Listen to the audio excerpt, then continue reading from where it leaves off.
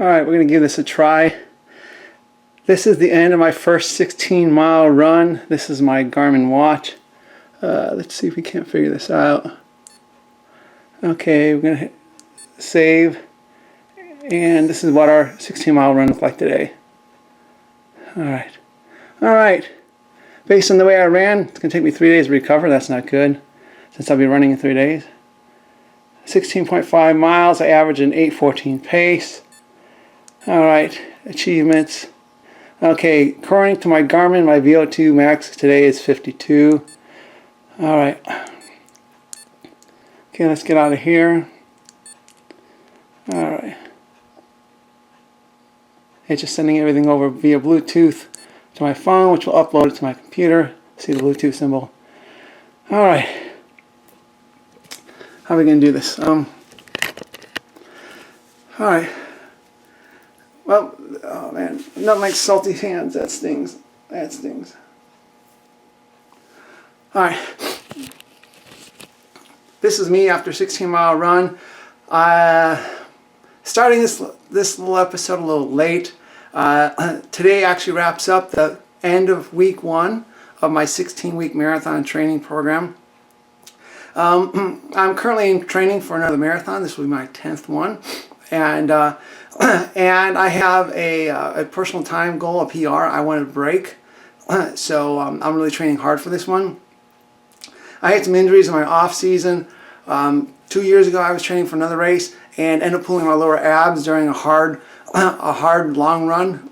So that was really bad. That totally kicked me out of that race. And last year I really didn't do anything as far as racing goes. It's kind of off season. This year, time to get back in the game. So I've got a race planned out. This is the end of my week 1, so technically you might say as of Monday I have 15 weeks left. I'll try to upload videos either daily or multiple times a week. I know there's a lot of marathon training programs out there, but this for me is more of a training program / story, because this is not about me telling you how to run fast. This is me showing you that I'm doing exactly what I'm telling you. So we'll definitely see how that goes. My personal goal is to break a 3-hour marathon.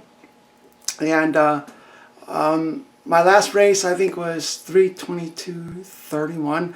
I'd have to look that up. But that was a few years ago. So I'm definitely looking to break a 3-hour marathon. So that's my goal. I'm going to stop for now. We're going to take you upstairs. I'm going to go ahead and do my weigh-in. And we'll get an idea as to where we're at today. Alright, see you up there. Alright, here's my scale. We'll go ahead and see what I weigh in after my run.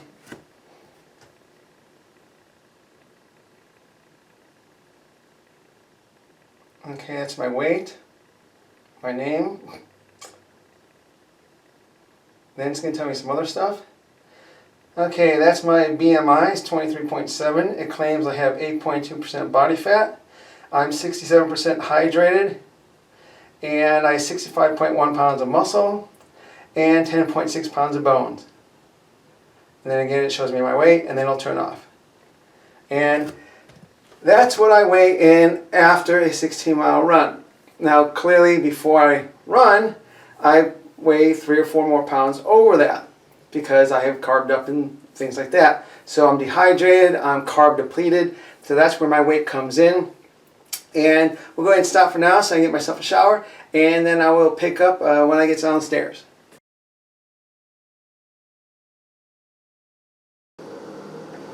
Today was a much better run. We could see this.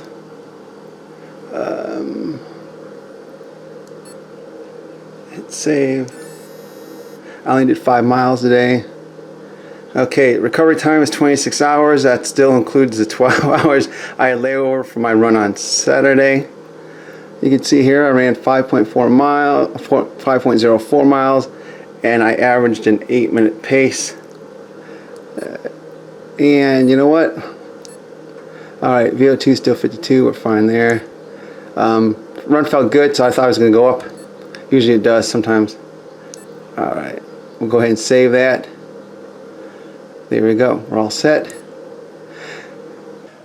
Alright, well, now that our morning run is over, first thing I like to do, and believe it or not, I do this every morning, is I'll do a shot of wheatgrass. Some of us have heard of this, some of us haven't. Normally you go to like places like Jamba Juice and those other health food places that make those fresh fruit smoothies with the protein powders, things like that. Whatever the franchise in your area is, that's the kind of place you'd find that kind of stuff at. Sometimes, like maybe the all natural health food stores would have that as well. Anyhow, I've got some wheatgrass growing, so I'm going to go ahead and grab some, and then we're going to go ahead and juice it.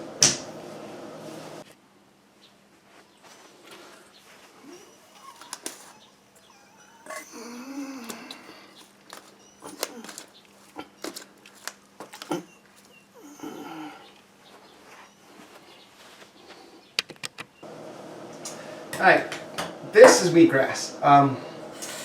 Here, every day, I kind of portioned out in these little cupcake tins. This is 1 ounce of wheatgrass seed. So every day what I do is I'll start 1 ounce of seed, let it soak for 24 hours, and then actually in about a week or so, then it turns into this. As you saw when we went and grabbed some, I have grass growing of different sizes, and that's because every day I start a fresh one. Normally when you go to like I said, like the health food stores and stuff that sell this, they have a tray of this stuff. Well, I tried the tray thing once before, and then you have a whole tray of this stuff, but you're not drinking a whole tray every day. So I have to put it in my fridge just to help keep it, help it keep, and help to slow down its growth so I can keep it. Well, one of those big trays, as you saw, would take like top level of my fridge. That's in prime real estate for refrigerators. So every day, instead of doing that, every day I start a fresh serving. So what we're gonna do is, I've got my wheatgrass juicer here. This is something I've had for a long time. I have a bowl for the extra grass that comes out, because usually when it first grinds, it's not going to be as juiced. So I'll run it through a second time, it'll come out drier, and I'll get a little bit more juice out of it. What I do is I put a shot glass underneath here, because all of this will fill up just about this shot glass. Ironically, this shot glass that my mom got me when she went to Boston last year on vacation. Met up with my brother there and our aunt, so she got me this, little hint. So that's the goal for next year, is to run Boston. And so let's go ahead and get started.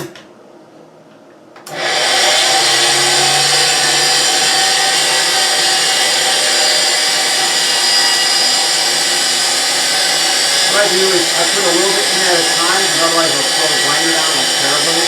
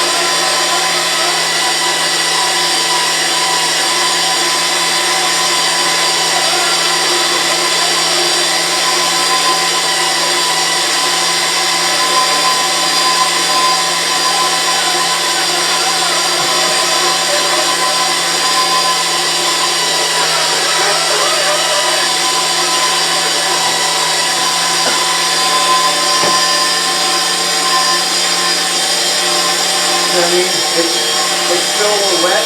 You can see it's still wet. So what I'll do is I'll let it cool one more time. That'll help get that some green out of it.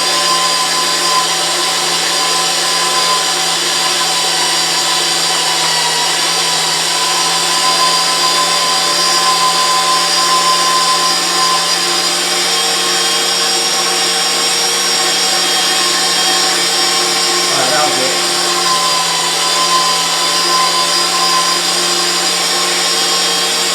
70. Now see how it's more, it's drier. You can see this is drier. So, alright. Now that we've got this out of the way, this is what you get. One fresh shot glass of wheatgrass. You can see that. Alright. For those of you who've never ventured into this area, what does it taste like? Fresh cut wet grass. I'm not going to kid you. It has a mild sweetness to it, a very strong greenness to it.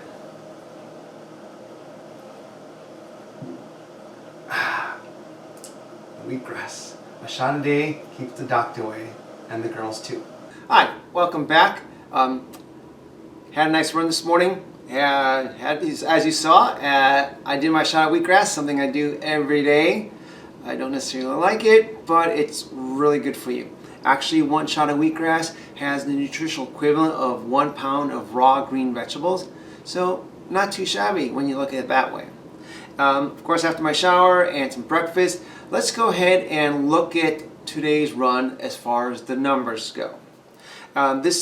Today's Memorial Day. It starts day 1 of week 2. I do apologize for not getting this out last week as intended. This is week 2 of my 16-week marathon training program.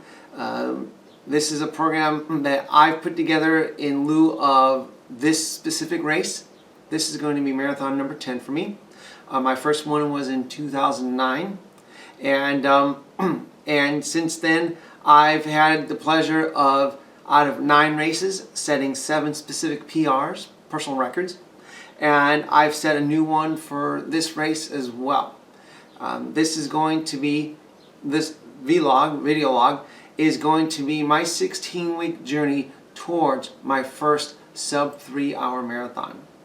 My best was actually 4 years ago this September, and where I ran, I believe it was a 3:22:31 was my finish time. And so definitely looking to squash that big time. And so with that, I'm going to go ahead and log into the Garmin Connect website so that you could see exactly what I see. Every day I wear my Garmin. It's a Garmin Forerunner 235. This does have the heart rate monitor in the wrist. If I can get this to go on for the video. I guess not. But here you go. You can see the little green lights. It does the wrist watch, or does the wrist heart rate thing.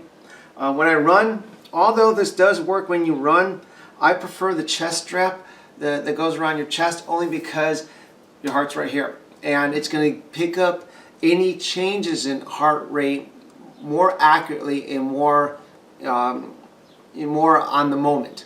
Whereas, with your wrist, it's a different story.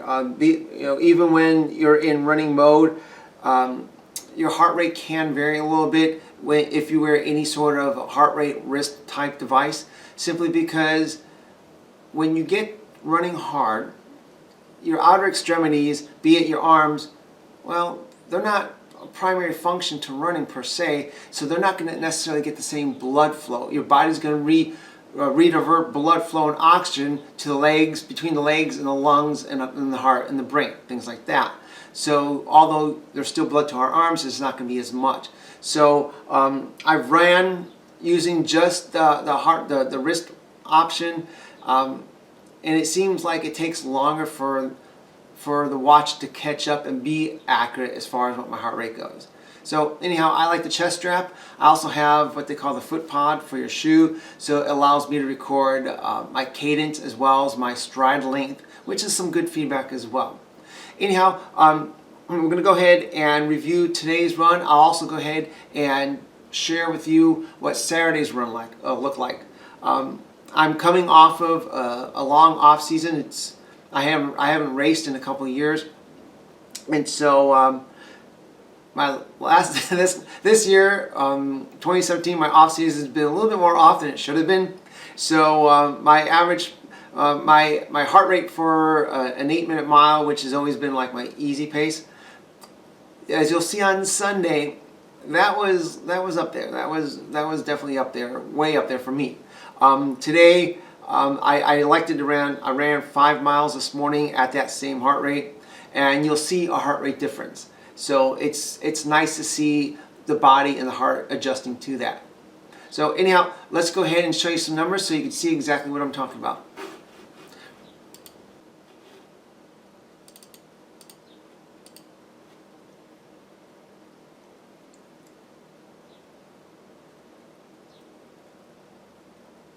All right, here we have today's run. We'll open this up all the way.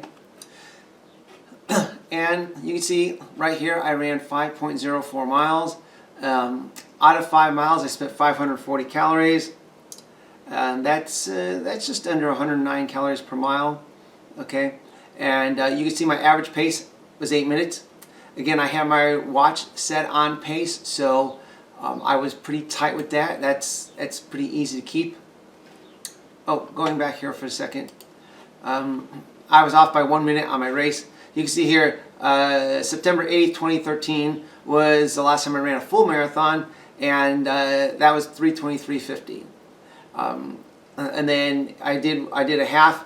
I did a half back in March 2014, where I pulled a 1:35:30 for the half. So not too bad there.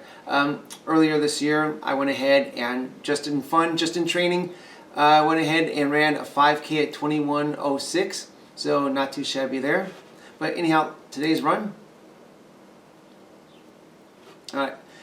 Although it's kind of blurred out for my protection and things, that's pretty much Garmin does give you a nice satellite view of your race course or your running path, things like that. Anyhow, this morning Garmin records that the temperature was 73 here in Phoenix, and for late May, it's about right, maybe a little bit warm. You can see this gives me an idea as to what my elevation was through my entire course, as well as my pace throughout the entire course. This dip here, right here, you can see this dip. That's because I got caught, and not so much the light, because I really run the lights anyways, but traffic. I'm always game for a good game of chicken, but well, in real life you only have one life, so I can't afford to lose that. So the cars always went, so I had to stop there, and that continued. And then down here you see what my average heart rate was running through this, so not too shabby there. Not going to complain too much there, although for this pace I'd like to see at least 5 beats lower. And then we go down here at the bottom, and Garmin also shows it my cadence is, and that goes down to that foot pod thing I was sharing with you just a moment ago. And you can see here, for the most part, I was keeping about a 182, a 180 strides per minute. Then it smoothed out to just a 182 flat.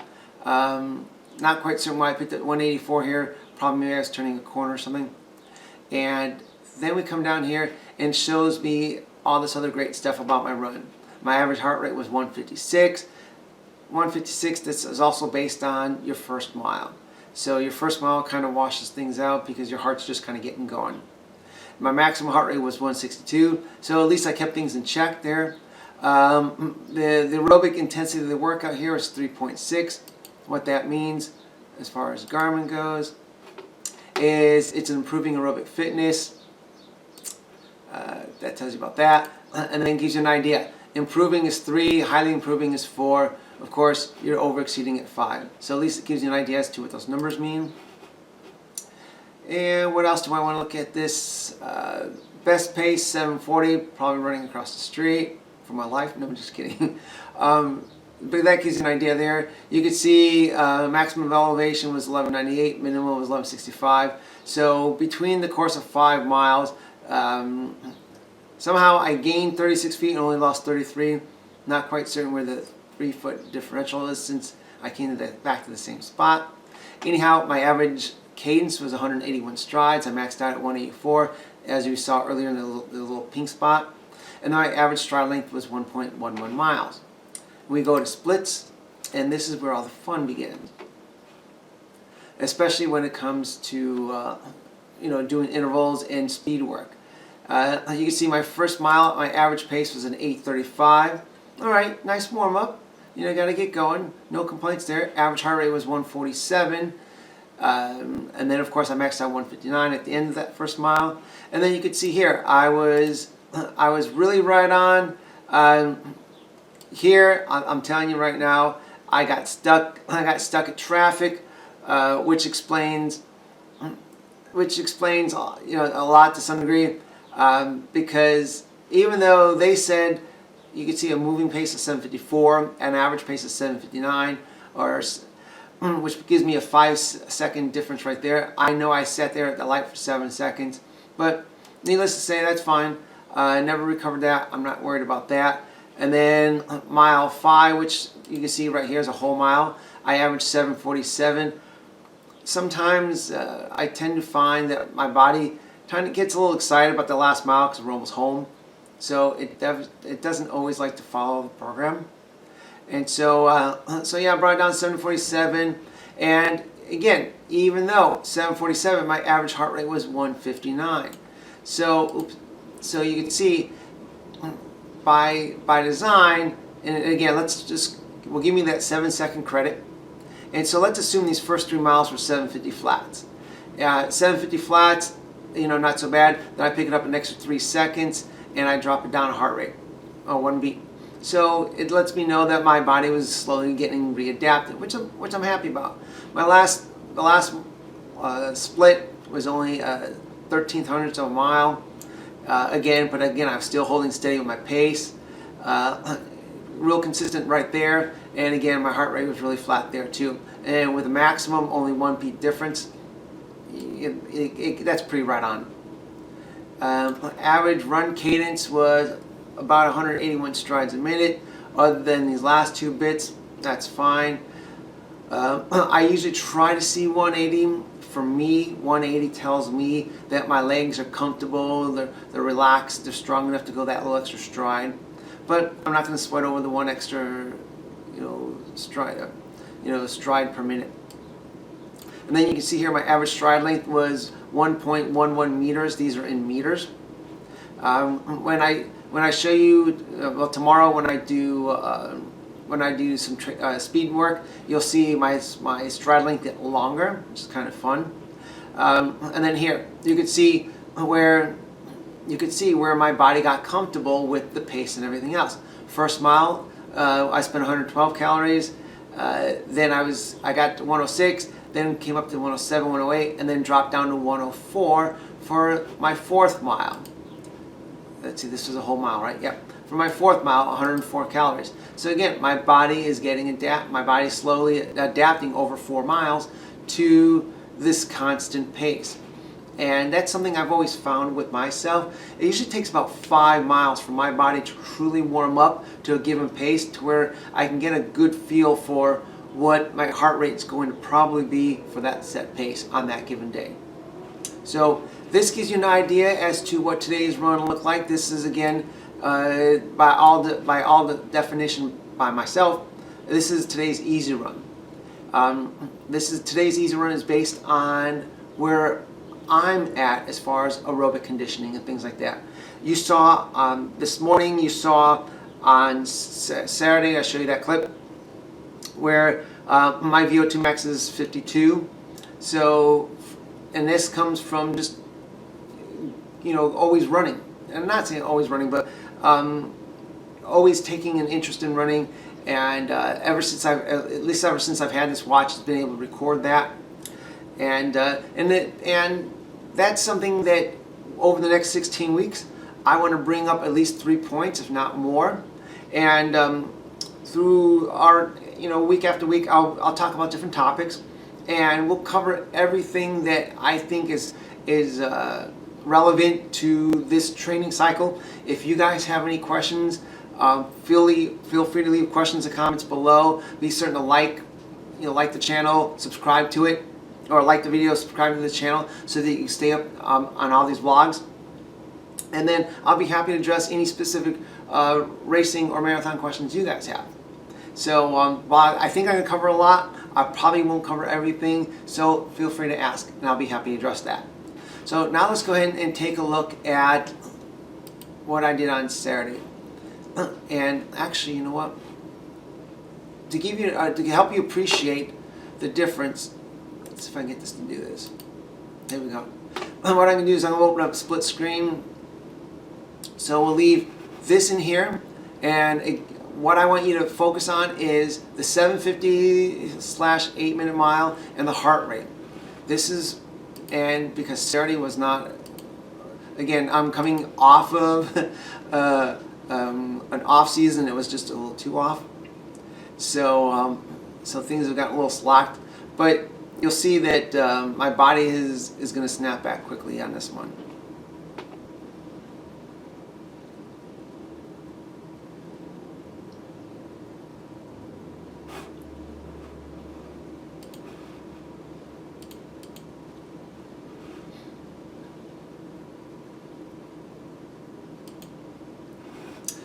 All right, now that it's slowly coming up, here we go. And by the way, this is everything that my watch has recorded. Either it's a run, if it says other, it's just, it's either listed as running or other. Other is usually my time at the gym. Here we go. Saturday's run. Now, on Saturday's run, I went out for a 16-mile run. And depending on where you're at, that's gonna be halfway through your program. That's gonna be 8 weeks down the road before you get up to 16 miles.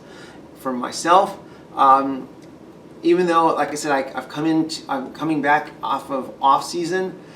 Even in off season, if you're in between races or you're considering a marathon, start your running now. I don't care per se so much what you're doing, just don't get hurt. Get your legs and your body comfortable and conditioned with the concept of running mile after mile for hours at a time. And then when you do find a race you want to really apply maybe these vlogs to and everything you're going to learn from this, or anything else you've learned. When you find a race you're ready to go ahead and commit to, 16 weeks you'll find goes by really quick in a lot of ways, especially when things don't go right and maybe you're not hitting your numbers. If you have a race goal or race time set and training doesn't look very promising, 16 weeks go by too fast. So having some conditioning in your off season is really going to be your best friend. So this is why, while at the end of my first week I ran a 16-mile long run, for me not so bad. Last week I did 14. And now, from now on, while I'm in season, I'll alternate 12, 16, 12, 16, 12, 16. And the reason for that is because I want 16 miles to go like, just like another Saturday morning. Another Saturday morning, when I do my long runs, I always go out with the Camelback, and I always have water. Because these are basically still just kind of getting comfortable with the distance and things like that. I'm not doing any goo gels. And I'm not running with Gatorade or anything like that. This is just strictly water. And I don't eat before my run because while the distance may be challenging for some, it's not a big deal for me. And the pace is certainly not going to be a big deal for me right now. So I don't eat before my run. Whatever fuel I have in my body is energy stores that I've acquired from the last couple days worth of meals, if that makes sense. So basically you can say I'm going out on an empty stomach, and really I am. It's only after my run and I come back and have breakfast. So anyhow, we can see here I did 16.05 total miles. My average pace was 8:14. On Saturday I spent 1,814 calories in just over 2 hours and 12 minutes. And again, my elevation gain here was 56 feet as it worked out. Saturday's morning run was 72 degrees, so temperature was really similar to this morning. And you can see here again how the elevation changed. It's pretty flat here in Phoenix for the most part. My pace, when I went out on this run, I went out kind of on a heart rate run to where I wanted to keep the run between 150 beats a minute and 155 beats a minute. I'll explain how I come up with that in here a little bit, but that's a very comfortable pace for me. On the way back, I wanted to go ahead and just see what I had as far as being able to run an 8-minute flat mile, and you'll see exactly how that turned out. So again, you can kind of see, Going out on pace, I was running about 8:20s, you know, between 8:15, 8:30s, things like that. Coming back, I was pretty tight about 7s, you know, sub 7, you know, a little 750 stuff there. And now here, you can see where it comes from the heart rate. You can almost just dead center this. And you can see my heart rate was pretty much under this perforated line here for the whole time. On the way back, it was pretty much above this perforated line the whole time. And you could see on an 8-minute mile, yeah, I was peaking about 170, 172. So that was definitely not good for me, only because it's an 8-minute mile. For me, that does not justify that heart rate for me. So this at least gave me some idea as to where I was at. Does all this mean I'm out of shape as far as I'm concerned? Somewhat. Also, where's my hydration level? Was I properly hydrated? And per Garmin, it tells me I kind of was. Did I have enough fuel on board? That's another factor that I'll always be covering in the coming weeks, because hydration, fuel, and sleep, those are the 3 factors that can seriously influence your training results, how you run day in and day out, because these 3 things are going to affect your recovery. Hydration is going to affect how quickly your heart rate goes up. Yes, you have more water in your body will stay cooler, things will flow more fluidly. Sleep, of course, if you're tired, you're just going to push yourself because your body really doesn't have the rest it needed to do what you're asking it to do. So those 3 factors could have played into it. I don't quite have that nailed down, but those are definitely things now in season I'll certainly pay attention to, and you should too, in order to get the best out of your 16-week training program. And so going back to here, we can see my stride was about 180. A couple places dropped to 178. Any bumps, you know, could have been I was running over speed bumps or whatever, or you know, running through hills or whatever. So little things like that, I'm not worried too much. Here, my average heart rate on Saturday was 160. My maxed out was 177. As you can see, because of my return trip, I peaked out at, my training effect was 5.0. 5.0 compared to, where do we get this back here?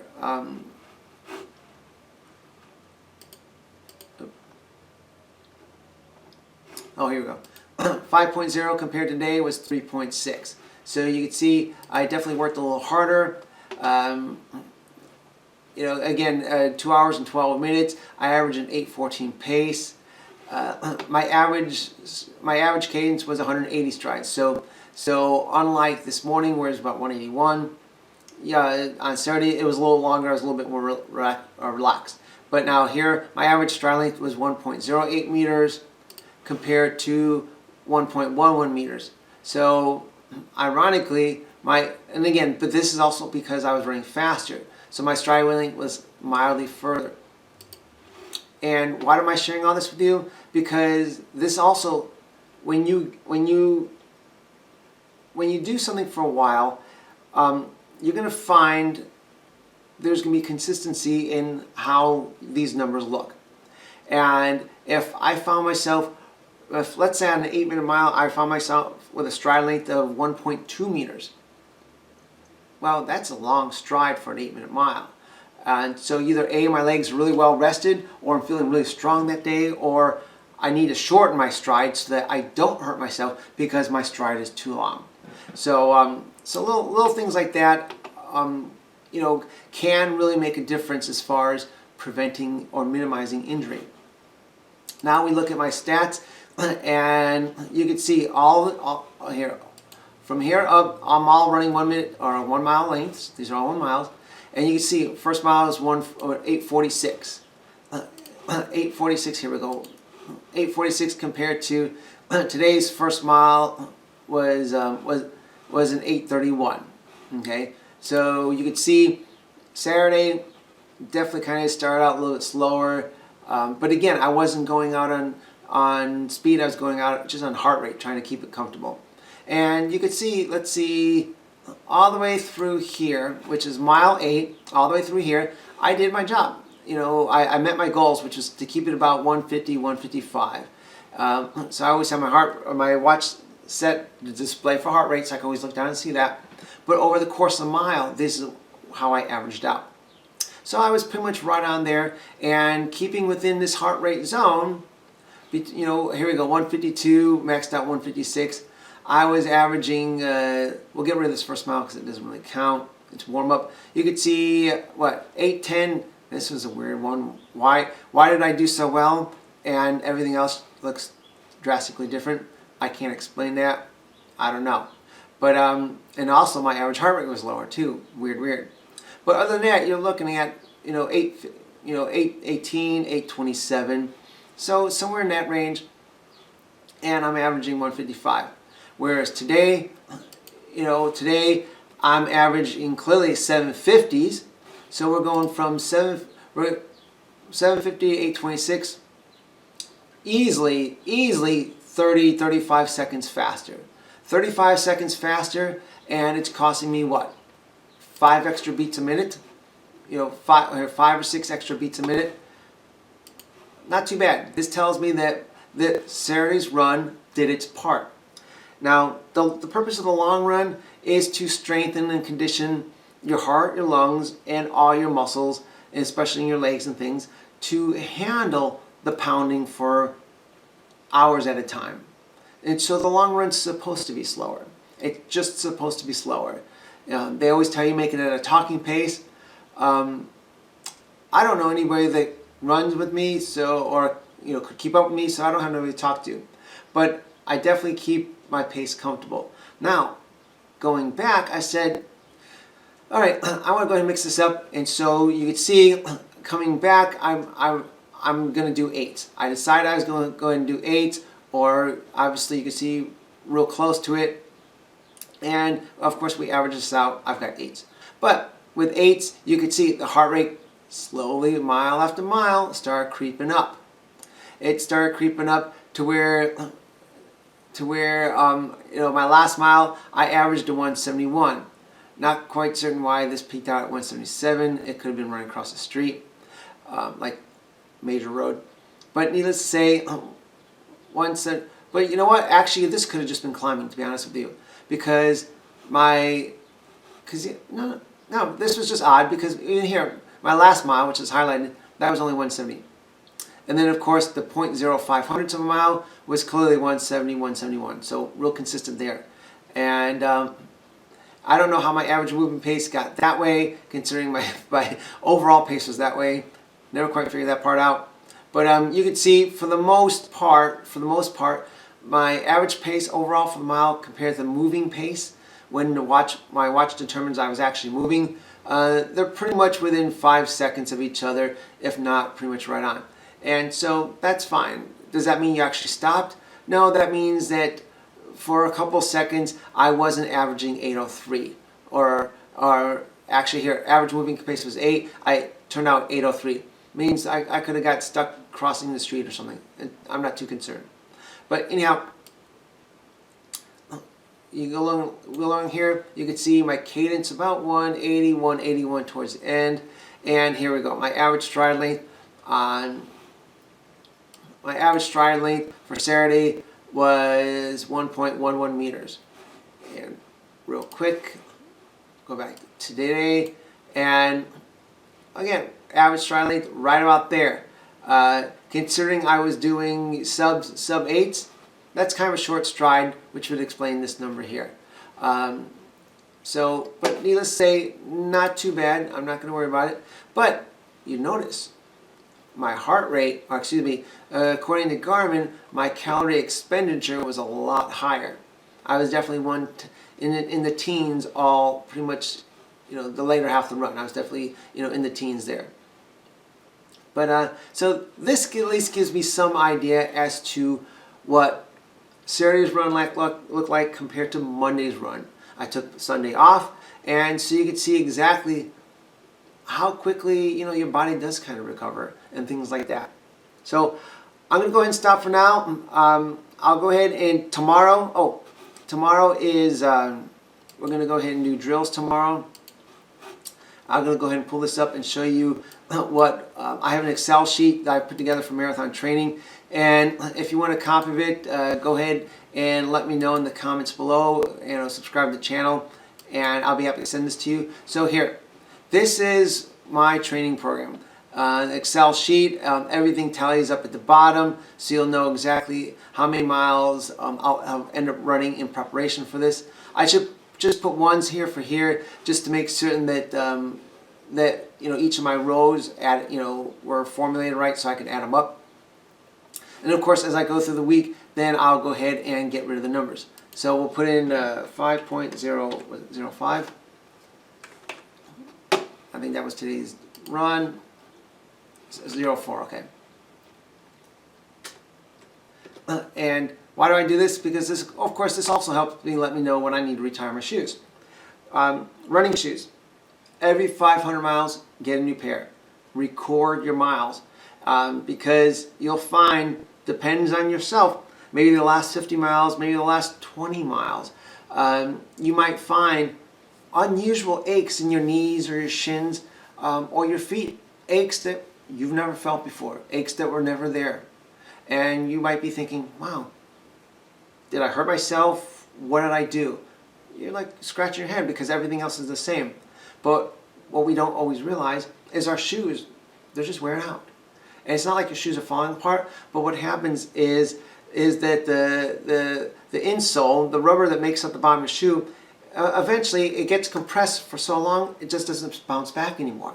And so it really affects our feet in the long run. So every 500 miles, get yourself a new pair.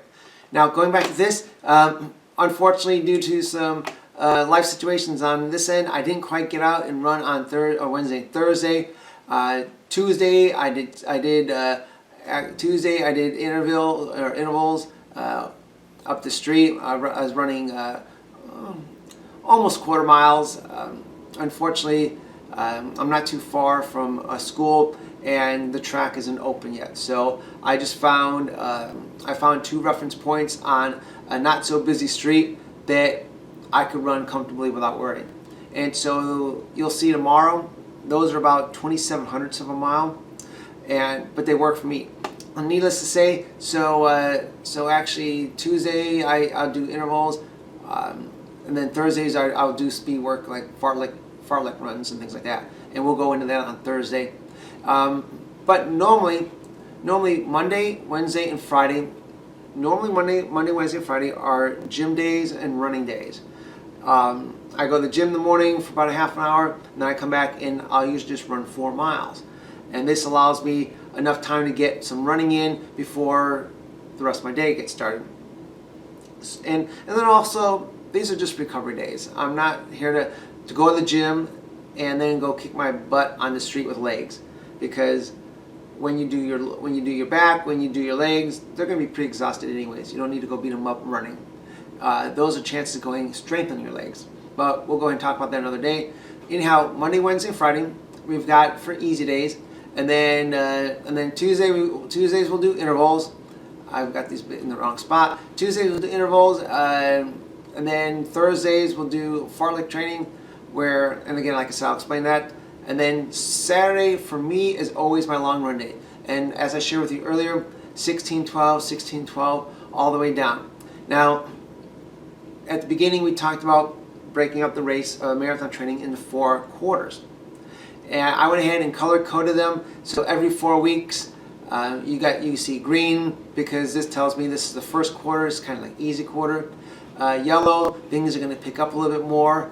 Then we have red, and no, it's not solid red because otherwise it'd be hard to read. We got red where things are going to get like seriously intense, and then we have basically an extra week 5 of red week, where this is pretty much going to be my peak of marathon training, where here you'll see I might take my 16, make it 18, and go from there. And then of course we have 3 weeks of we'll go ahead and 3 weeks of tapering before marathon day in September. So we've got all that planned out. Like I said, if you want a copy of this, let me know. I'll go ahead and shoot this over to you. And I thought there was going to be one other thing I was going to tell you. I can't remember. Oh, with Saturdays, because I have, you know, if you read or watch other people's training programs, they're going to tell you make your long runs just easy runs, and that's fine. That's fine. As always, you know, listen to your doctor, listen to your own body to find out what's best for you, because I'm just sharing with you what works for me. Now, because I'm clearly on week 1 of my marathon training program, I'm running 16 miles. Most training programs are designed to take the couch potato and turn them into a marathon finisher. Most training programs, especially if you don't have a lot of base running, you know, already figured out. Or I'm sorry, you don't. Basically, if you don't have a lot of running already established within your body, your legs, you want to go ahead and build up slowly. That's fine. What I'm doing is clearly for somebody who's crossed the finish line at least once or twice before. And to sit there and put out a steep goal of running a sub 3-hour marathon, and we'll talk more about that specifically at another time, that's definitely not for your first time around the block by any stretch. But with all that, with my Saturday runs, at least for the first quarter, I'm going to always go out on a heart rate, go out easy, get myself out there 6 miles out, 8 miles out, and then I'll come back on a time specific pace. Like Saturday, I came back running 8s. This Saturday, I'll come back either running 8s or I'll probably run 750s, and just kind of, you know, slowly build it up that way. But so that's something else you can do with your long run. Is once you have your long run down and you want to make the most use of your long run, speed it up on the way back. And like when I did here, I'll show you real quick. Actually, yeah. When I did this long run, my last mile, you can see here, I only did 7 miles at an 8-minute pace. 7 miles at 8-minute pace. Here we go. This explains it. Which is why I peaked out at 177, and of course my last mile I averaged an 8:30, basically an 8:30. That's like my recovery mile. So my 8:30, that mile started probably at a 176, and it cooled down to 170 by the time it was all said and done. So there you go. That explains that, because we have almost 30 seconds difference here. So after 7 miles on Saturday, and I was pushing this at the end, I was done. I didn't need to go that extra mile. So with that said, I clearly got quite a bit of training effect out of even 7 miles out of 16. I didn't need to go 8, and that's fine. Even if I would have only done 4 or 5 miles at 8, still, that's something, because I already spent the first 8 miles pre-exhausting myself. Now I'm asking myself to go faster. That's a training effect. That's a training benefit right there, is to be able to push yourself when your body doesn't want to. And that has a purpose. Everything I'm doing, there's a science behind, there's a purpose behind. And we'll go into that more in the weeks to come. Anyhow, I know this first one's getting a little long. With our running summary and what we did earlier. So I'm going to go ahead and wrap this up. And then what I'll do is I'll go ahead and do a short video tomorrow as far as a wrap up on our interval training, let you see what that looks like, and then we'll go from there. Again, be certain to like the video, go ahead and subscribe to the channel, and leave your questions and comments below, and I'll be happy to address them.